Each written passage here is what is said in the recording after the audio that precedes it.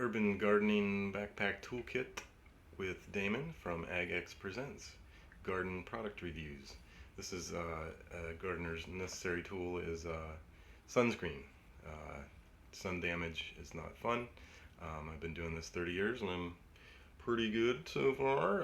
Hats are also essential, but your arms being out with t-shirts and stuff, you want to keep those adequately protected. This is an Alba Botanica Mineral Sunscreen with an SPF of 18, and it seems to do the trick for the most part. Stay cool, stay shaded. You also want to have a water bottle with you at all times. A refillable water bottle is a wonderful thing to have in your backpack.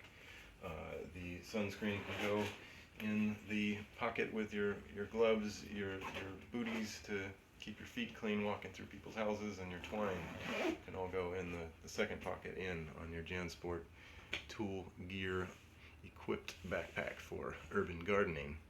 And that is it for sunscreen. You know you need it. I'll put a product link in the description. You can check that out, see other people's reviews on that, and I'll see you in the next video. We're going to keep going through all the different tools that I use. We haven't even gotten to the big pocket yet with all the fun stuff, so check those out.